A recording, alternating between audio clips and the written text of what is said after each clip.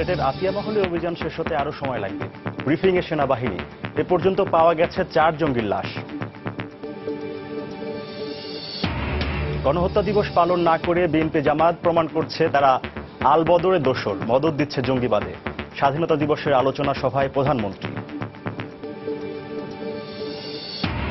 25,000 মামলার চাপে দিশেহারা বিএনপি, মোকাবিলায় ব্যস্ত নেতারা।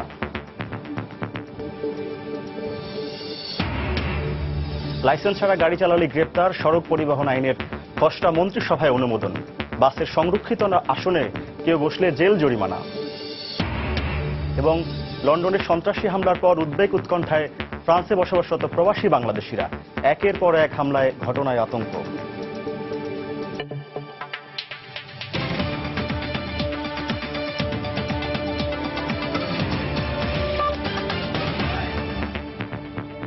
প্রবাসী সময়ের সঙ্গে রয়েছে আমি তরিকুল ইসলাম সৌরভ। সিলেটের জঙ্গি আস্তানা আতিয়া মহলের ভিতরে এ পর্যন্ত এক নারী সহ 4 জঙ্গির লাশ পাওয়া গেছে। গত রোববার 2 জঙ্গির মৃত্যুর কথা জানানোর পর সোমবার আরও 2 জন সেখানে নিহত হয়েছে বলে সেনাবাহিনীর পক্ষ থেকে জানানো হয়। সোমবার সন্ধ্যায় শিববাড়ি এলাকায় সেনাবাহিনীর পক্ষ থেকে প্রেস ব্রিফিংয়ে তথ্য জানান ব্রিগেডিয়ার জেনারেল ফখরুল আহসান। এছাড়া পুরো ভবনটিতে জঙ্গিরা বিস্ফোরক ছড়িয়ে রাখায় সেটি অত্যন্ত ঝুঁকিপূর্ণ অবস্থায় আছে উল্লেখ করে অভিযান অব্যাহত থাকবে বলেও জানান তিনি। যে বিল্ডিংটা আছে তার নিচতলা থেকে 4টা ডেড বডি পেয়েছি, তাদের মধ্যে 3 জন পুরুষ এবং 1 জন মহিলা। তবে আমরা 2টো ডেড বডি বের করে নিয়ে আসতে পারছি এবং এই 2টো ডেড বডি পুলিশের কাছে অলরেডি হ্যান্ডওভার করা হয়েছে। বাকি 2টো ডেড বডির মধ্যে এখনো সুইসাইডাল ভেস্ট লাগানো এবং যেই অবস্থায় আছে তাদেরকে ওখান থেকে ওই অবস্থায় বের করাটা খুব ঝুঁকিপূর্ণ। পুরো বিল্ডিংটার যে অবস্থায় আছে এটা বেশ ঝুঁকিপূর্ণ এবং সেজন্যই খুব সতর্কতার সাথে এগোতে হচ্ছে। যেই 4 জন এখানে ছিল তারা মোটামুটি বেশ ওয়েল ট্রেন্ড এবং তাদেরকে খুঁজে বের করে এই যে নিষ্ক্রিয় করা হলো বা হত্যা করা হলো, এটা কিন্তু আমাদের জন্য, বিশেষ করে সেনাবাহিনীর জন্য একটা বিশাল বড় সফলতা আমি বলতে পারি। আইডেন্টিফিকেশন প্রসেস চলবে, সেটা পুলিশ, র্যাব তারা তাদের নমুনা সংগ্রহ করবে এবং তারপরে নিশ্চিত করে কে কি ছিল সেটা বলতে পারবে। এদিকে আতিয়া মহলে সেনাবাহিনীর অভিযানে নিহত 4 জঙ্গির মধ্যে 2 জনের পরিচয় পাওয়া গেছে। তারা হলেন কাউসার ও মর্জিনা। নিহত মর্জিনা চট্টগ্রামের সীতাকুণ্ডে জঙ্গি আস্তানায় আটক আরজিনার বোন। সিলেটের আতিয়া মহলে শনিবার শুরু হওয়া সেনাবাহিনীর অভিযান অপারেশন টুয়াইলাইট সোমবার সকালে শুরু হয় ভিন্ন কৌশলে। দিনভর থেকে গুলি, পাল্টা গুলি এবং বিস্ফোরণে গোটা এলাকায় বিরাজ করে থমথমে পরিস্থিতি। এক পর্যায়ে কালো ধোঁয়ায় অন্ধকারচ্ছন্ন হয়ে পড়ে পুরো এলাকা।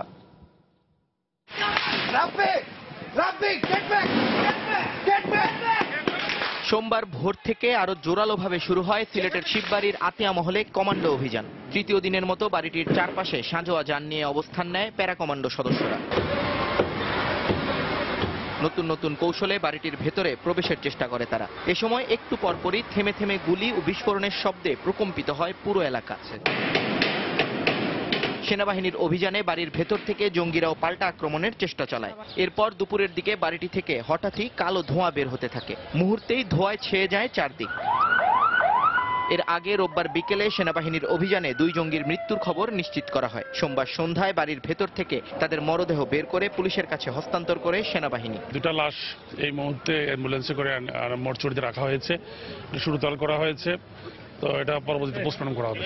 গ্রেনেড হামলার ঘটনায় গত রাতে সিলেটের মোগলাবাজার থানায় পুলিশ বাদী হয়ে একটি মামলা দায়ের করে। পাবলিক জনসমাবেশের ভিতরে একটা ব্যাগ ফেলে রাখা হয়, ব্যাগের ভিতরে 2টো বোমা ছিল। এখানে আসামি অজ্ঞাতনামা, যেহেতু আমরা কাউকে এখানে এখন পর্যন্ত শনাক্ত করতে পারিনি, অজ্ঞাতনামা আসামি দিয়ে মামলা নেওয়া হয়েছে। পরবর্তীতে আমরা হয়তো তদন্তের মাধ্যমে আমরা এগুলো ফাইন্ড আউট করব। শনিবার সকালে জঙ্গি আস্তানা আতিয়া মহল থেকে 21 শিশু সহ 78 জন বেসামরিক লোককে উদ্ধার করে সেনাবাহিনী। সময় সংবাদ, সিলেট। সন্ত্রাসবিরোধী লড়াইয়ে বাংলাদেশের সঙ্গে কাজ করার আগ্রহ প্রকাশ করেছেন তুরস্কের প্রধানমন্ত্রী বিনালি ইলদিরিম। প্রধানমন্ত্রী শেখ হাসিনাকে ফোন করে সন্ত্রাস বিরোধী লড়াইয়ে বাংলাদেশের সঙ্গে কাজ করার আগ্রহ প্রকাশ করেন তিনি। প্রধানমন্ত্রীর প্রেস সচিব ইহসানুল করিম জানান, সোমবার সন্ধ্যায় 15 মিনিটের আলাপে তুরস্কের প্রধানমন্ত্রী বাংলাদেশের সিলেটের জঙ্গি হামলার তীব্র নিন্দা জানান। এ সময় সন্ত্রাসের বিরুদ্ধে সরকারের জিরো টলারেন্সের কথা পুনর্ব্যক্ত করে বাংলাদেশের প্রধানমন্ত্রী বলেন, ধর্মের নামে কিছু বিভ্রান্ত লোক ইসলামের সুনাম ক্ষুণ্ণ করছে। তিনি বলেন, তারা ধর্মের নামে ইসলামিক সংস্কৃতি এবং ঐতিহ্যকে ধ্বংস করছে। সিলেটের আতিয়া মহলে প্রচুর বিস্ফোরক থাকায় এবং প্রাণহানি এড়াতে অভিযান শেষ করতে সময় লাগছে বলে জানিয়েছেন স্বরাষ্ট্রমন্ত্রী আসাদুজ্জামান খান কামাল। সোমবার দুপুরে সচিবালয়ে সাংবাদিকদের তিনি কথা বলেন।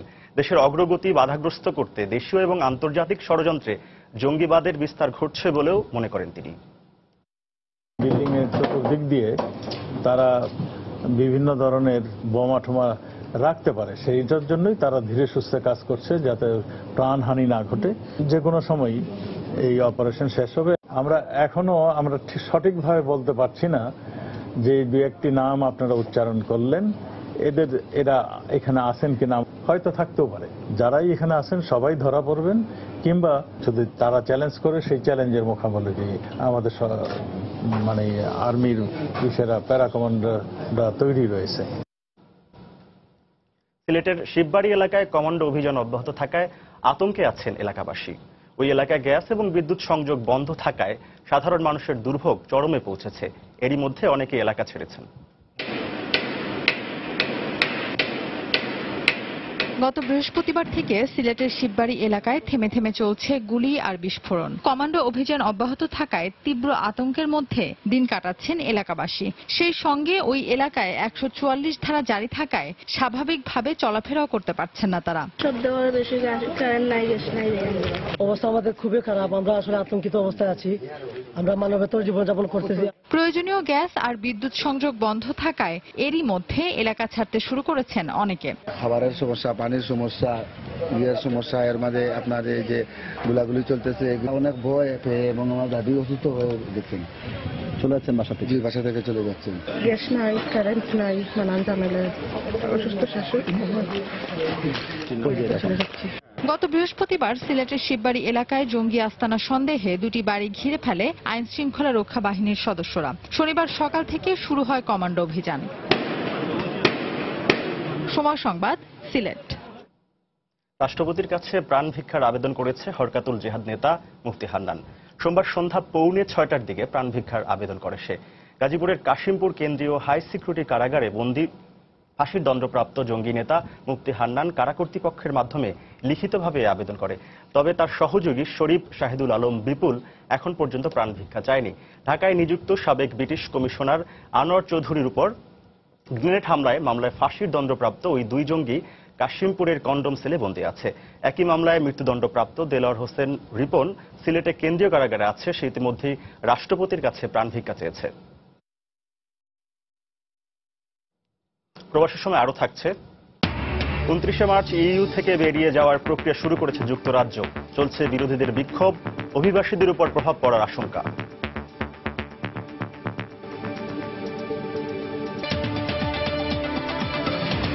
প্রধানমন্ত্রী শেখ হাসিনা বলেছেন, গণহত্যা দিবস পালন না করে বিএনপি জামায়াত জোট প্রমাণ করছে তারা আল বদরের দোসর। 75-এর পর পরিকল্পিতভাবে ইতিহাস বিকৃতি করে অবৈধ ক্ষমতা দখলকারীরা এদেশের মানুষকে সত্য জানা থেকে বঞ্চিত করেছে।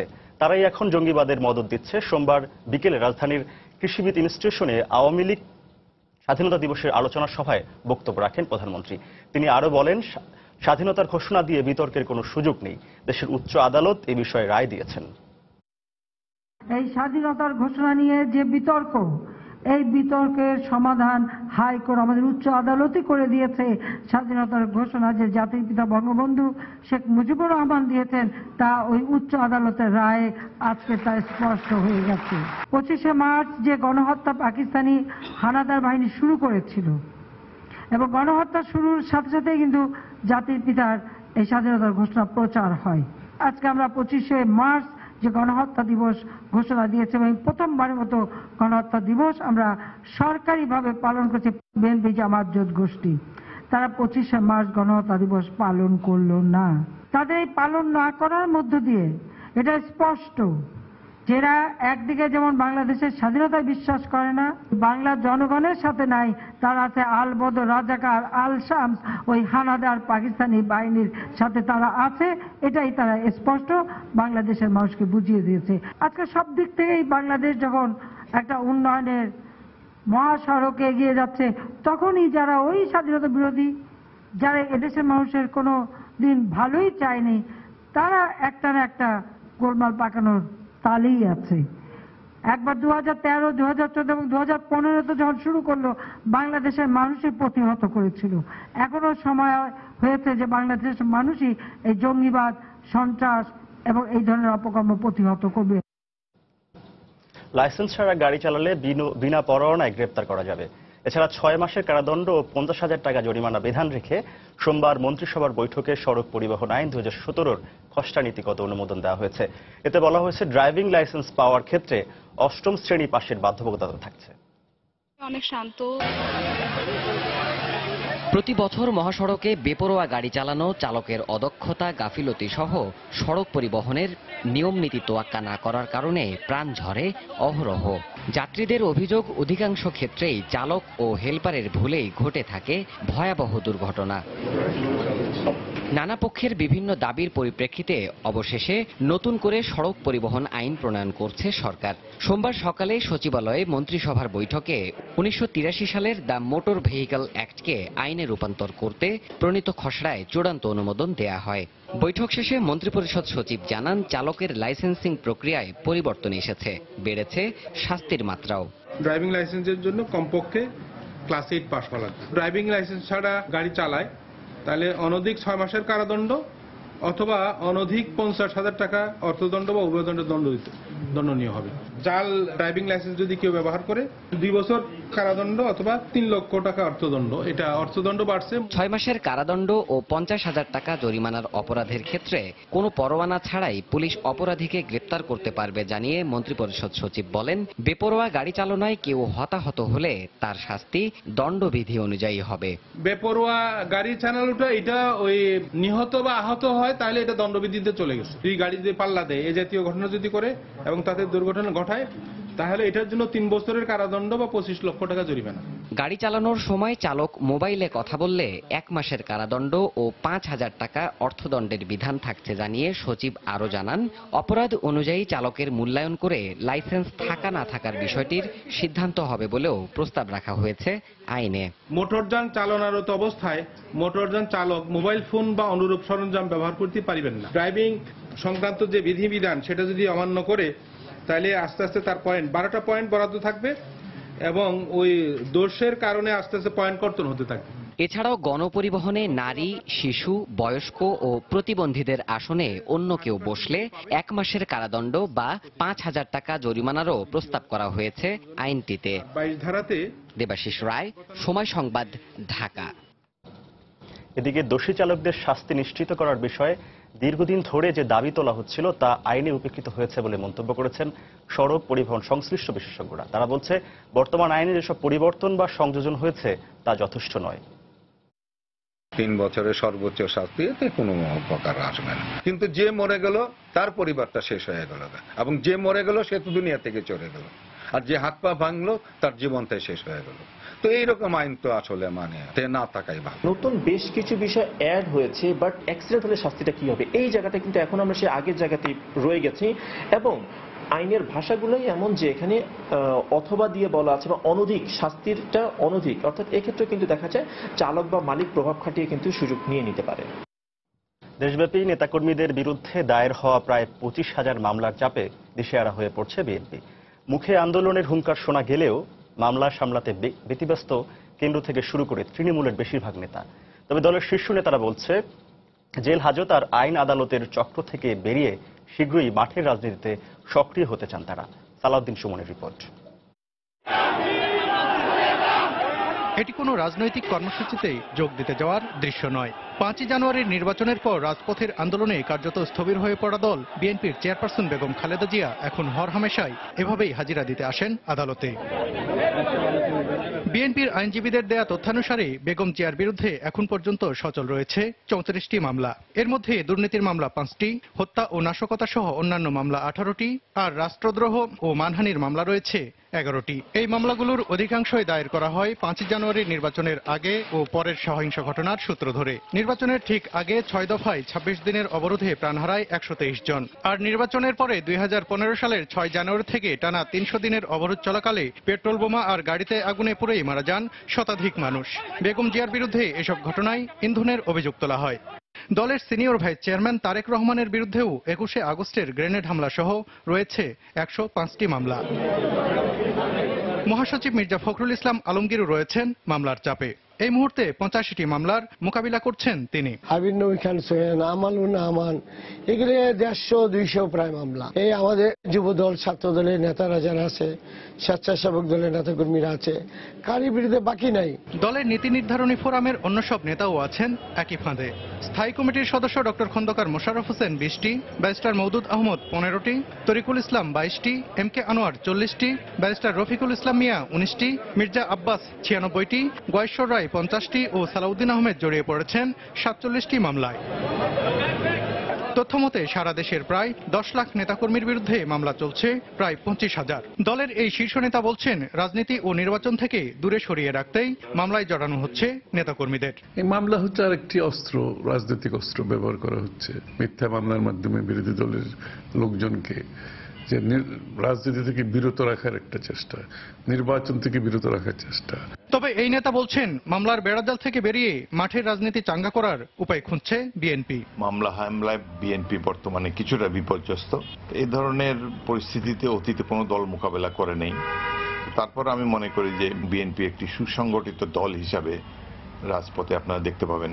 মামলার কারণে নিষ্ক্রিয় হয়ে পড়া ও পরোয়ানা মাথায় নিয়ে পলাতক নেতাকর্মীদের আইনি সহায়তা দিয়ে রাজনীতিতে সক্রিয় করার পরিকল্পনার কথাও জানালেন এই নেতা। জনগণের স্বার্থ সংশ্লিষ্ট। সালাউদ্দিন সুমন, সময় সংবাদ, ঢাকা। প্রবাসী সময় আরো থাকছে। দ্বিতীয় ওয়ানডেতে মঙ্গলবার শ্রীলঙ্কার মুখোমুখি হবে বাংলাদেশ। এই ম্যাচেই সিরিজ নিশ্চিত করতে চায় টাইগাররা। একাদশে পরিবর্তনের ইঙ্গিত মাশরাফির।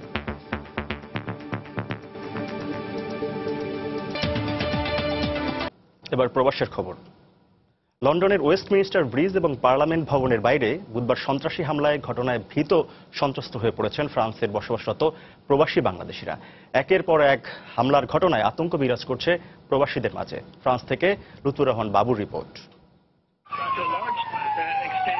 বুধবার ব্রাসেলস হামলার বর্ষপূর্তির দিনে লন্ডনের ওয়েস্টমিনিস্টারে ব্রিটিশ পার্লামেন্টের বাইরে চালানো হয় ভয়াবহ সন্ত্রাসী হামলা।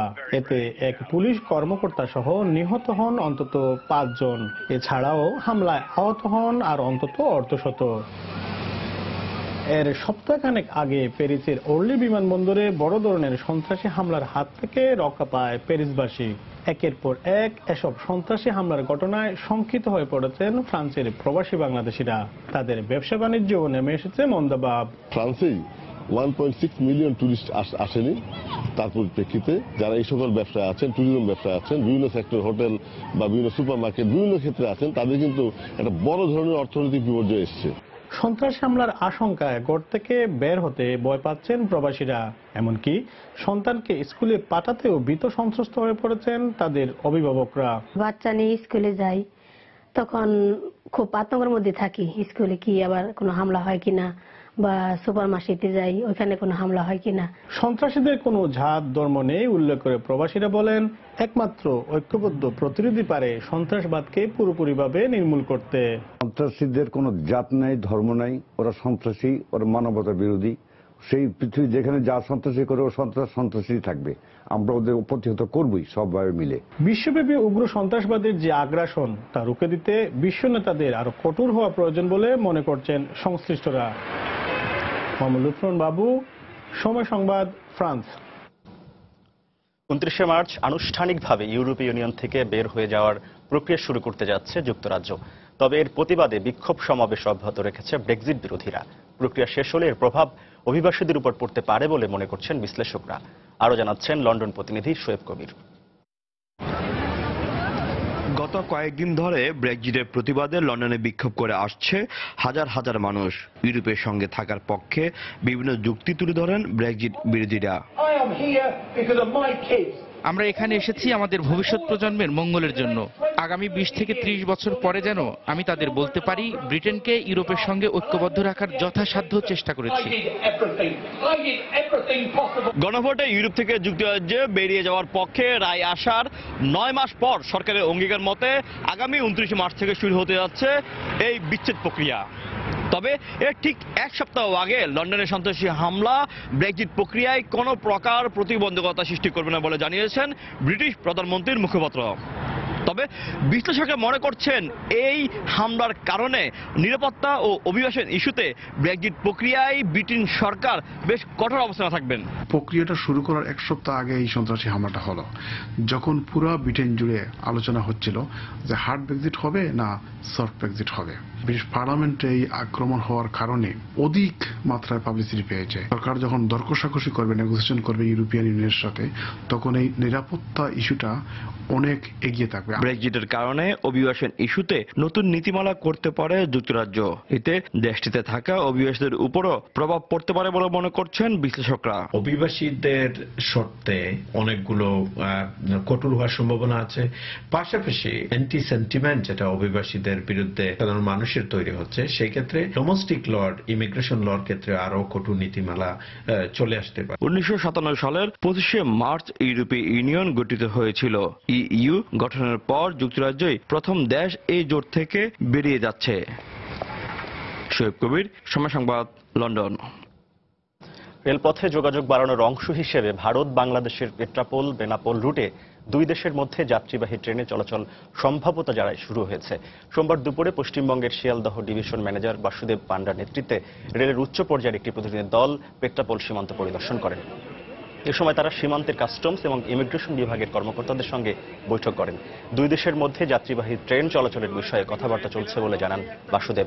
তবে কবে নাগাদ ট্রেন যোগাযোগ শুরু হবে সে বিষয়ে নির্দিষ্ট করে কিছুই জানাতে পারেনি তিনি। পেট্রাপোল বেনাপোল রুটে আগে থেকেই ভারত এবং বাংলাদেশের মধ্যে মালগাড়ি চলাচল করে।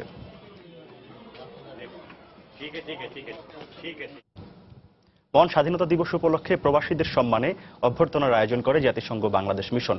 রোববার আয়োজিত অনুষ্ঠানে মুক্তিযোদ্ধা, আওয়ামী লীগের নেতাকর্মী সহ প্রবাসীরা উপস্থিত ছিলেন। অনুষ্ঠানে রাষ্ট্রপতি, প্রধানমন্ত্রী এবং পররাষ্ট্রমন্ত্রী দেয়া বাণী পাঠ করেন মিশনের কর্মকর্তারা। এ সময় জাতিসংঘে বাংলাদেশের রাষ্ট্রদূত মাসুদ বিন মোমেন বাংলাদেশের স্বাধীনতাকে অর্থবহ করতে বঙ্গবন্ধুর আদর্শে উজ্জীবিত হয়ে দেশ গড়ার কাজে নিজেদের নিয়োজিত করার জন্য প্রবাসীদের আহ্বান জানান। এর আগে জাতিসংঘ মিশন, বাংলাদেশ কনসুলেট এবং কংগ্রেস অব বাংলাদেশিস আমেরিকানসের উদ্যোগে রক্তদান কর্মসূচির আয়োজন করা হয়।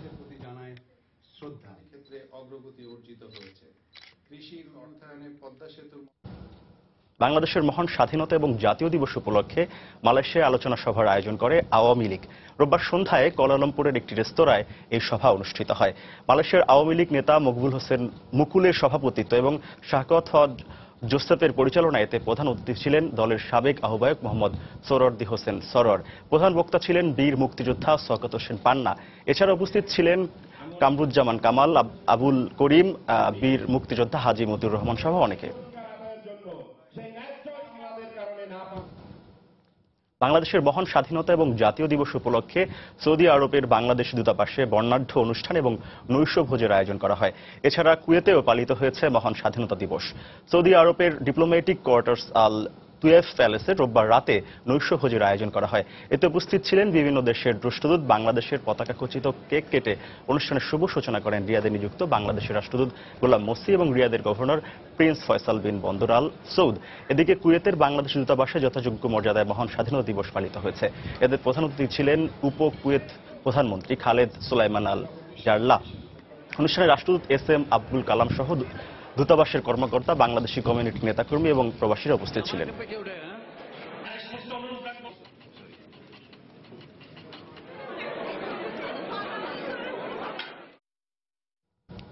1971 সালের 25শে মার্চ রাতে বর্বরোচিত গণহত্যা স্মরণে কানাডার রাজধানী অটোয়ায় প্রথমবারের মতো পালন করা হয়েছে জাতীয় গণহত্যা দিবস। এদিকে মন্টিলে জাতীয় দিবসটির উপলক্ষে মোমবাতি হাতে সমাবেশ করেন প্রবাসী বাংলাদেশিরা। সম্মিলিত সাংস্কৃতিক জোট কানাডা আয়োজিত আলোর মিছিলে বিশ্ব সম্প্রদায়কে 25শে মার্চ গণহত্যা দিবসের স্বীকৃতি দেওয়ার আহ্বান জানান বক্তারা। এর আগে দিবসটি উপলক্ষে অটোয়ায় বাংলাদেশের হাই কমিশনের উদ্যোগে আলোচনা সভায় সভাপতিত্ব করেন কানাডায় নিযুক্ত বাংলাদেশের হাই কমিশনার মিজানুর রহমান। কানাডার বিভিন্ন শ্রেণী পেশার প্রবাসীরা এতে অংশ নেন। আলোচনা শেষে genocide in 1971 and the killing fields শীর্ষক প্রামাণ্যচিত্র প্রদর্শন করা হয়।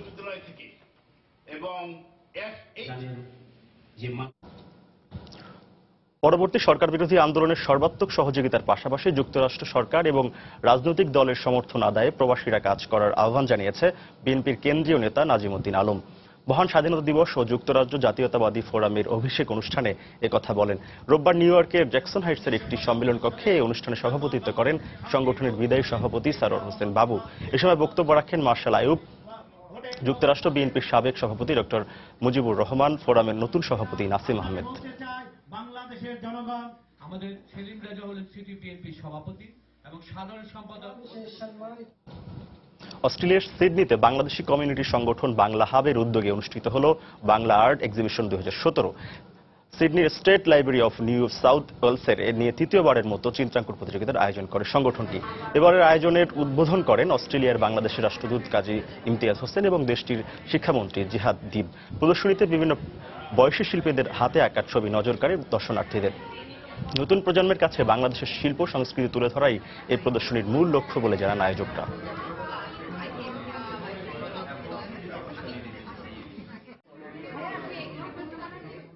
I done this because there's going to be art competition and my mom wanted me to do it. প্রবাসে থেকে বাংলাদেশের হয়ে কিছু রিপ্রেজেন্ট করতে পারাটার যে আনন্দ সেটা আজকে উপলব্ধি করতে পারছি। 25শে মার্চ গণহত্যা দিবসের আন্তর্জাতিক স্বীকৃতি আদায়ে কূটনৈতিক তৎপরতা চালাবে সরকার, জানিয়েছে মুক্তিযুদ্ধ বিষয়ক মন্ত্রী আকম মোজাম্মেল হক। সোমবার দুপুরে জাতীয় প্রেস ক্লাবের আলোচনা সভায় তিনি একথা বলেন। এ সময় আন্তর্জাতিক স্বীকৃতি আদায়ের আগে দেশের ভেতরেই জনসচেতনতা বাড়ানোর তাগিদ দেন নাগরিক সমাজের প্রতিনিধিরা। আমাদের যে এত বড় একটা গণহত্যা হয়েছিল সেইটাকে স্বীকৃতি দাবি করার জন্য আমরা আন্তর্জাতিক গণহত্যা দিবস চেয়েছিলাম। জাতীয়ভাবে স্বীকৃতি পেয়েছি, সেই স্বীকৃতি নিয়ে আমরা আন্তর্জাতিক প্ল্যাটফর্মে বলবো যে তোমরা যদি বাংলাদেশের বন্ধু হও, তোমরা যদি স্বাধীন সার্বভৌম বাংলাদেশকে স্বীকার করো, তাহলে বাংলাদেশের জন্মের ইতিহাস তোমাদেরকে স্বীকার করতে হবে। এই দাবিটাকে আন্তর্জাতিক মহলে প্রতিষ্ঠিত করার একটা দিবস হিসেবে প্রতিষ্ঠিত করার আগে বাংলার 16 কোটি মানুষের মধ্যে নিরঙ্কুশ চেতনা হিসেবে প্রতিষ্ঠিত করার আন্দোলনটা আরো বেশি প্রবল, আরো বেশি কঠিন এবং আরো বেশি জরুরি। পাকিস্তান তো 45 বছর ধরে এই উল্টো কথাটাই বলেছে, গণহত্যা বলে কিছু হয়নি। ফলে কি হয়েছে, বিভিন্ন দেশের সরকারি বয়ানেও বলা হচ্ছে 71 সালে বাংলাদেশে একটা সিভিল ওয়ার হয়েছিল। আমরা যদি কূটনৈতিকভাবে বিভিন্ন পৃথিবীর সাথে যোগাযোগ করতে পারি, তাদের বোঝাতে পারি, নিশ্চয়ই 9 ডিসেম্বরের পরিবর্তে 25শে মার্চকে আন্তর্জাতিক গণহত্যা দিবস হিসেবে স্বীকৃতি আদায় করা সম্ভব। সন্ত্রাস, জঙ্গিবাদ, মাদক এবং দুর্নীতি একই সূত্রে গাথা বলে মন্তব্য করেছেন দুর্নীতি দমন কমিশনের চেয়ারম্যান ইকবাল মাহবুব। দুর্নীতিমুক্ত বাংলাদেশ গঠনে ভবিষ্যৎ প্রজন্মকে অঙ্গীকার করতে বলেছেন তিনি। সোমবার সকালে রাজধানীর ওসমানী স্মৃতি মিলনায়তনে দুদকের আয়োজনে অনুষ্ঠিত সততা সংঘের সমাবেশ এবং সাংস্কৃতিক অনুষ্ঠান। সভাপতির বক্তব্যে কোচিং, বাণিজ্য এবং গাইড বই থেকে বেরিয়ে শিক্ষার্থীদের স্বশিক্ষায় শিক্ষিত করে তুলতে শিক্ষকদের প্রতি আহ্বান জানান দুদক চেয়ারম্যান। জাতীয় সঙ্গীত পরিবেশনার মাধ্যমে শুরু হওয়া এই অনুষ্ঠানে দুদক চেয়ারম্যানের পরিচালনায় দুর্নীতি বিরোধী শপথ বাক্য পাঠ করেন শিক্ষার্থীরা। অনুষ্ঠানে বক্তারা দুর্নীতির বিরুদ্ধে ঐক্যবদ্ধ প্রতিরোধ গড়ে তুলতে সবার প্রতি আহ্বান জানান।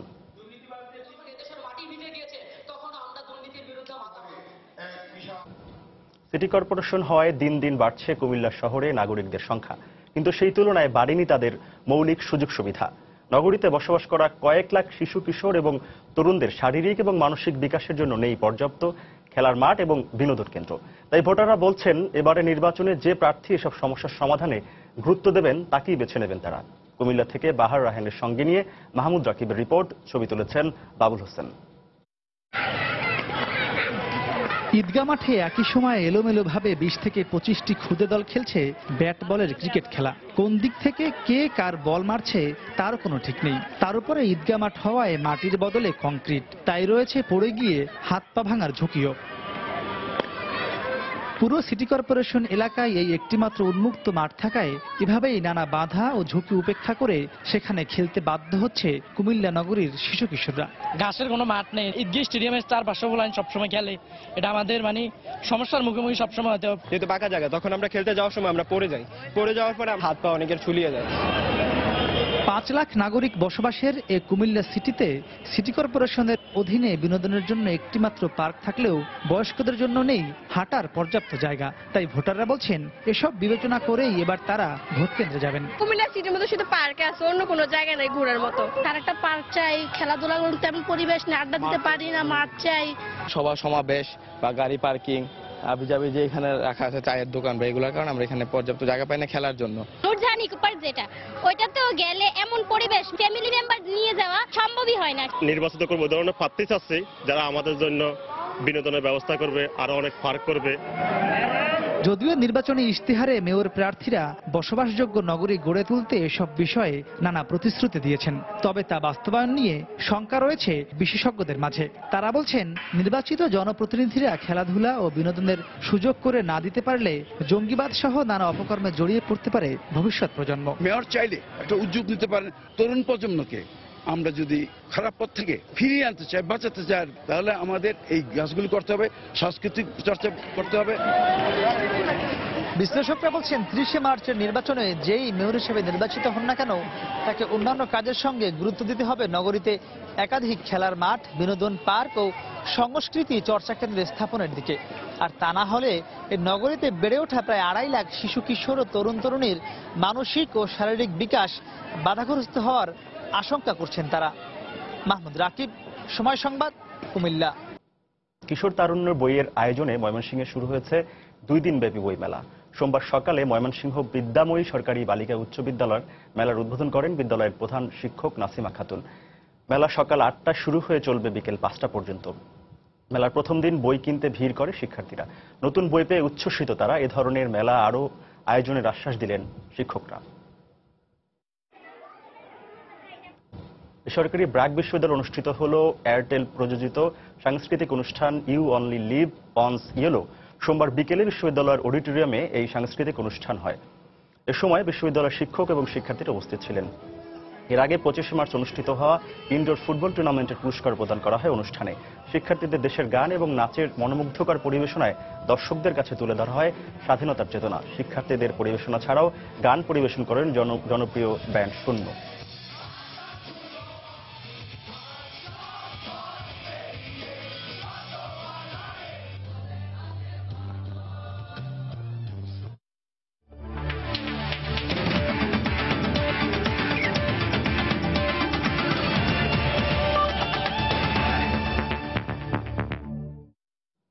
বাংলাদেশ শ্রীলঙ্কা ওয়ানডে সিরিজের খবর।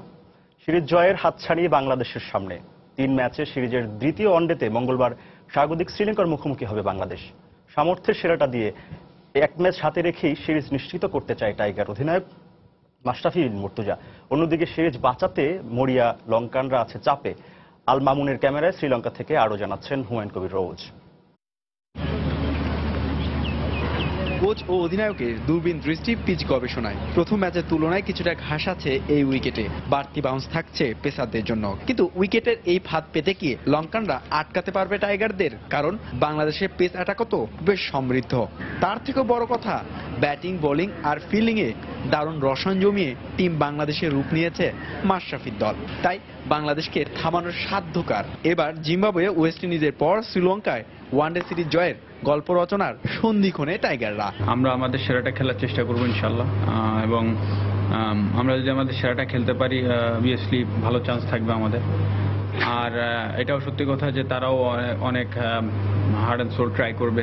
তারা এখন যেহেতু 1-0 পিছিয়ে আছে, সো তারা চেষ্টা করবে প্রথম থেকেই আমাদেরকে অ্যাগ্রেসিভ ক্রিকেট খেলতে, এবং যেটা তারা খেলতে পারেও। অন্যদিকে লঙ্কানদের এ ম্যাচে থিম সং জয় চাই, জয় ভিন্ন, পথ নাই, এমন সমীকরণে বেশ চাপে তারা। পরিবর্তন আসছে 2টি ওপেনিংয়ে ডিকওয়ালা আর পেস অ্যাটাকে দেখা যেতে পারে নোয়ান কুলেসেকারাকে। Team is really pumped up. সত্যি কথা বলতে প্রথম ম্যাচ হেরে ছেলেরা খুব চাপে আছে, কারণ সিরিজ বাঁচাতে আমাদের অঘোষিত ফাইনাল খেলতে হবে। any more chances to do it.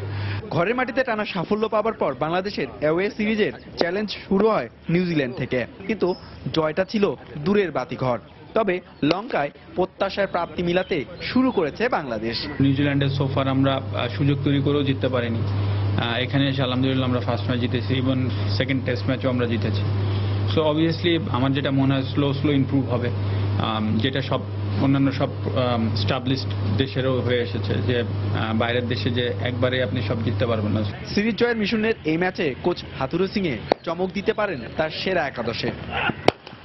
হাতের রেখা দেখে নাকি ভবিষ্যৎবাণী করে দিতে পারেন জ্যোতিষী, কিন্তু কলম্বো টেস্টে হারের পর ডাম্বুলায় প্রথম ওয়ানডে হেরে ঘরের মাটিতে সিরিজ হারার দারুণ শঙ্কায় পড়েছে শ্রীলঙ্কা। এমন অবস্থায় তারা একটি জয়ের খোঁজে ক্রিকেট জ্যোতিষীর কাছে শরণাপন্ন। তবে তাতে কি এতটুকু লাভ হবে? কারণ আহত বাঘেরা যে সিংহের ডেরা করতে চাইছে তছনছ। রাঙ্গিরির ডাম্বুলা ইন্টারন্যাশনাল স্টেডিয়াম থেকে হুমায়ুন কবির রোজ, সময় সংবাদ, শ্রীলঙ্কা। এ পর্যায়ে শীর্ষ সংবাদগুলো জানিয়ে দিচ্ছে আরেকবার।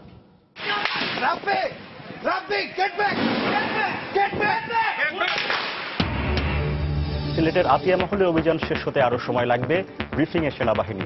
এ পর্যন্ত পাওয়া গেছে 4 জঙ্গির লাশ। গণহত্যা দিবস পালন না করে বিএনপি জামাত প্রমাণ করছে তারা আল বদরের দোসর, মদদ দিচ্ছে জঙ্গিবাদে। স্বাধীনতা দিবসের আলোচনা সভায় প্রধানমন্ত্রী।